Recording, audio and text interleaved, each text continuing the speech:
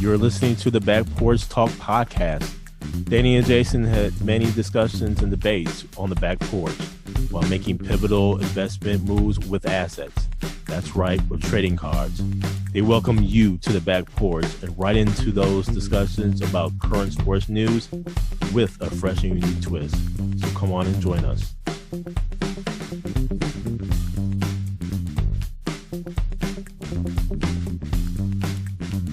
Welcome to the Back Porch Talk podcast. I'm your co-host, Jason. Your co-host, Danny.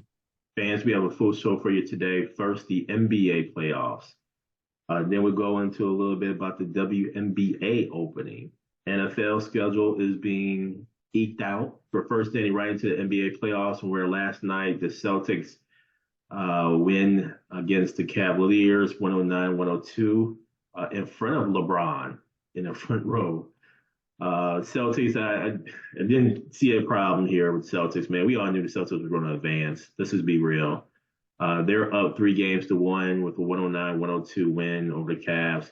Jason Tatum with 33 points, 11 rebounds. Garland had 30 points, 7 assists for Cleveland. They were without Donovan Mitchell. And as soon as I heard that, Danny, I was like, well, we know what's going to happen in this game. Anything you have on this particular game in this series? Jason, even without Donovan Mitchell, though, Cleveland this game was close. So Boston, pulled away a little bit at the end here, but Cleveland was going back and forth with them. Yeah, now with Donovan Mitchell, it doesn't even look like he may return, depending on this calf injury. So the Boston should be able to wrap this in Game 5. Mm-hmm. Agreed there. The other game of the evening was OKC Thunder against Dallas Mavericks, where the OKC Thunder prevails. Didn't look like that in the first half, where at halftime it's 54-43 score, Dallas's favor, and OKC Thunder just pulls ahead of them, man. Say Gilgeous-Alexander, man, 34 points on 14 for 27 for the field goals. This series that goes back and forth. This is a good series. Luka was just off. I think that knee's probably starting to bother him even more in terms of a lift, where he only had 18 points, 6 for 20 from the field. Not good at all. But Kyrie only had 9 points, 4 for 11 from the field. Can't have Kyrie only having 9 points with Luka being banged up here. PJ Washington ends up with 21 points, but nonetheless, man, give all the props to the OKC Thunder going into Dallas and taking this game over. Series is tied 2-2, and they go back to OKC for game number 5. What say you, Danny, about this game? Well, Jason, free throw shooting. Yep. Cost Dallas. Mm-hmm. Luka.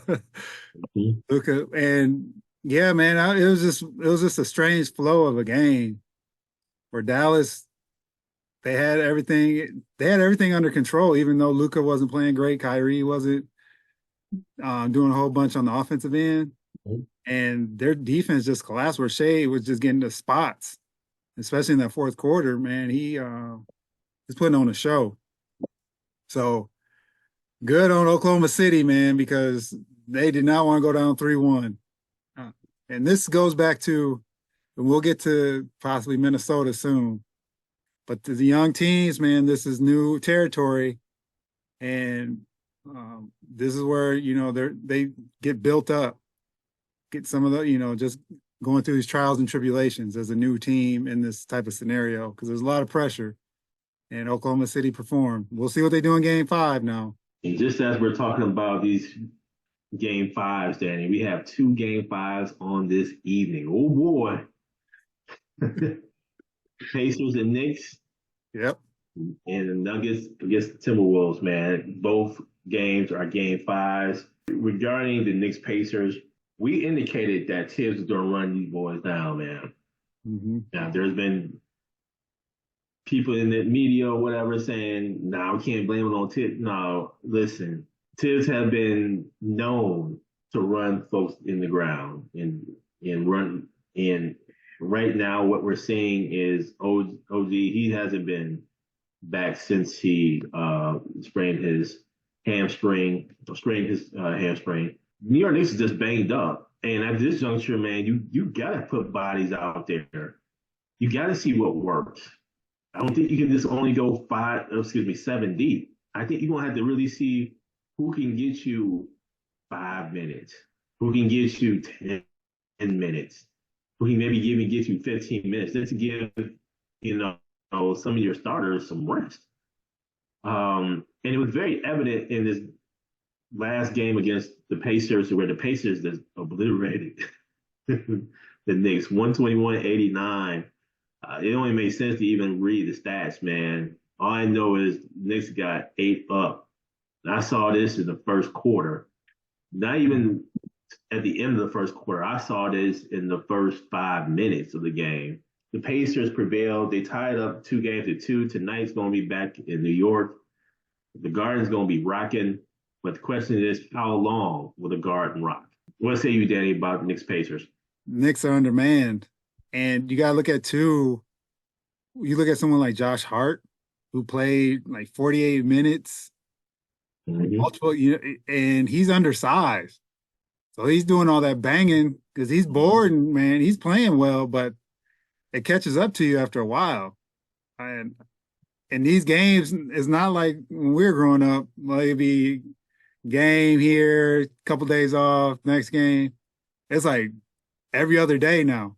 Mm-hmm.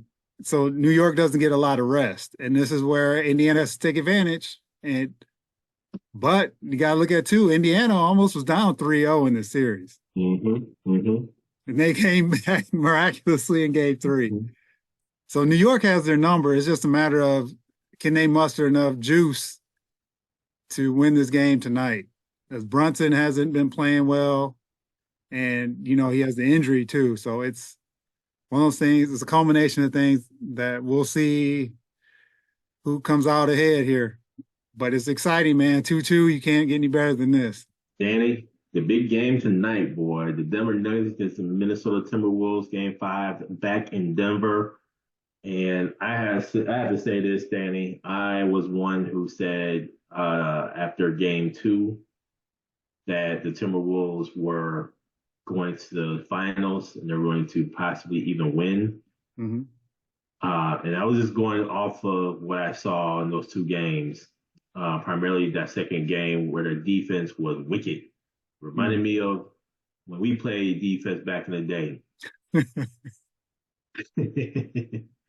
Yep. Where it was aggressive style defense. Mm-hmm. Where you going? Yep. That's the type of defense we saw in game 2. And that's why I predicted the way I did. Oh boy, was I wrong. 2 games later is 2-2. And this is game 5. And the Denver Nuggets have shown who they are. They are the champions, reigning and defending. And Aaron Gordon goes for 27 points, 11 for 12 from the field. And let me just say, his post game has been wicked. He's been reading the defense and making the right passes. Michael Porter Jr., not a whole lot from him, but didn't need it because Jokic had 35, Jamal Murray had 19. And I'm going to say, man, the end of that first half was, man, 8-point swing. Oh, by the way, that's how many points they won by. The end of that first half was crucial. The Joker is slow moving, but his footwork is amazing. He bangs down low. I don't know if Rudy Gobert, the reigning, defending, just announced Defensive Player of the Year, if he can even hang with them. Mm-hmm. This game 5 tonight is going to be something else. I'm looking for Anthony Edwards to go ballistic, which he needs some help. And let me just say this, Danny. Anthony Edwards is holding his own. He scored 44. My question to the rest of Minnesota Timberwolves is, where are you? In particular, Karl Anthony Towns. Man, he just complains to the referees all the time. He is just inconsistent. And it just absolutely annoys me. because this team could be so much better with a different number two. He plays 38 minutes, goes 5 for 18 from the field, 1 for 4 from the three. At this juncture, I'm like, man, go down low. Why are you always this? I don't know. You got to be more aggressive and stop looking for the foul. Just play. I think, in a sense, your dad would say the same thing, man, but he would say it in a different way. A little more colorful. Yeah, it's a lot more colorful. This team could really go further with a different number two. And I think Rudy Gobert is getting exposed yet again on a defensive end. So we'll see what happens tonight. I think tonight is going to be a barn burner. I think tonight might even go into overtime. We haven't had an overtime game in this series. I think this is one that could go into overtime. What say you, Danny, about this game? Jay, when we talked about this last week, I mentioned this is uncharted territory for Minnesota. Mm-hmm. Denver responded like a champion. Another thing I mentioned about Karl-Anthony Towns, those first two games, he showed up, he played in these last two games, just not the same player. And they need to do something with Karl-Anthony Towns because, especially if they get bounced in this series, I think this gives them an excuse to trade him or try to offload him to somebody else. Yeah. Because I don't know if he has that heart of a champion that supports the way. And Anthony Edwards kind of alluded to some things, not to say he was talking about Karl-Anthony Towns per se, but saying, I'm ready to take on this challenge, but I'm not sure if everyone else is. So many words. But hey, man, this is playoff basketball, and you open that door just a little bit, people are gonna walk right through. And Jokic, it's his footwork, Jason, but it's his vision. Yeah. Some of those passes he was making in Game 4, especially. And he's lethal at those like tap passes. Yeah. But they're like right on. And Aaron Gordon was just the beneficiary of a lot of that. Mm-hmm. And he plays the pick and roll. He just knows how to play the game and knows his spots and knows how he can take advantage. And there were a couple times, man, he shook the Timberwolves. There was like no one on him. He missed a couple like bunnies because I think he was surprised he was so open. Mm-hmm. But that's where Gobert has to come to play tonight. All the big boys got to come to play tonight, and they got to have that aggression from games 1 and 2. Otherwise, they may be done. So I'm looking forward to, man. This is what you wait all year for playoff basketball, because these are the moments you're looking to see how these professionals handle the situations and who shines and who doesn't. And Danny, right into the WNBA, and where tonight's the night. Opening of the season. You have some good games going on this evening, man. You have New York against Washington on ESPN3. You have on ESPN2 Indiana against Connecticut. Later in the evening, Phoenix, Las Vegas, and then Minnesota and Seattle. Danny, we know we're going to see Caitlin Clark a whole lot. And kudos to the WNBA for taking advantage of the press. And Indiana was going to get a lot of money. Caitlin Clark then got a lot of money. Now it's time for the WNBA to get a lot of money. And I think, this is good for a WNBA game. I just hope that Indiana Fever are competitive this year. Since they're on TV a lot, don't want a losing record, or to the point where they're so under 500 that we don't pay attention to the game. Cheers to the WNBA for an upcoming season. What say you about the WNBA? That's the point, Jason. You need the Fever, especially the Fever, and I always say the Sky too. Angel Reese, newcomers coming in, and a few of the others, but those two in particular, those teams have to perform.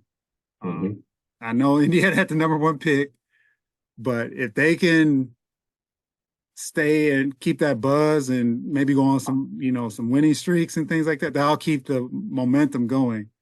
Because if they go on, let's say, a 6-game losing streak and Caitlin Clark's averaging 6 points a game and 2 assists, the viewership will go down.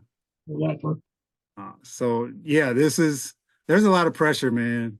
I do not envy these women because this is a key point, especially because some of the things they're trying to bargain for in the future, that this could propel them to get what they're looking for, expansion and some of these other items they're looking for.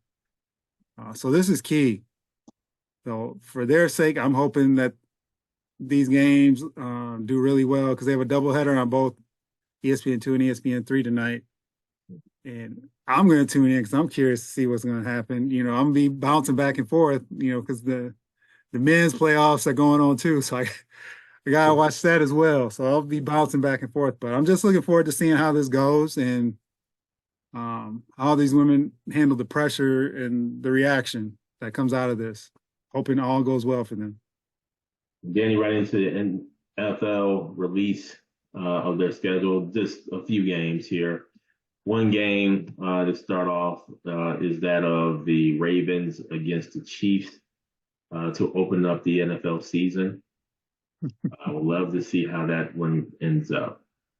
The other game that's been announced is that of the New York Jets visiting the San Francisco 49ers for week 1, Monday Night Football, and where it's been a year exactly to where Aaron Rodgers tore his Achilles. So this is something I'm pretty certain Aaron Rodgers is looking forward to.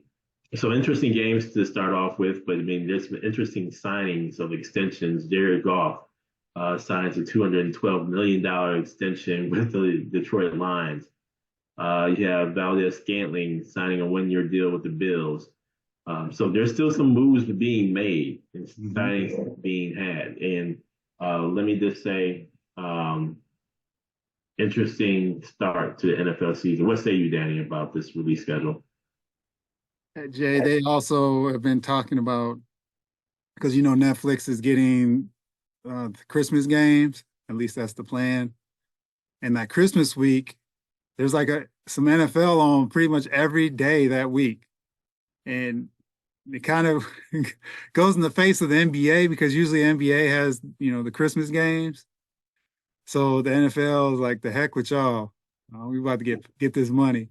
But and they've announced too some of the overseas teams that'll be going overseas. So the release is tomorrow night, and we'll see who's on the schedule and when, and let the games begin. And the NFLs, man, they're good about keeping the NFL top of mind. So they have a schedule release. You would think that'd be that big of a deal, but with fantasy football and all this other stuff going on, man, it's a pretty big deal that way. So I'm just curious to see who the Falcons play in which order, and then let the games begin as far as predictions and get into the off season and mini camps. Thank you for joining us at Back Porch Talk Podcast. You can also join us on Twitter by tweeting us at @back_podcast. For more information, you can go to our website, which is backporchtalkpodcast.com. You can also email us at backporchtalkpodcast@gmail.com. Again, thank you for joining us, and remember that there's enough hate in the world, so go ahead and spread a little love.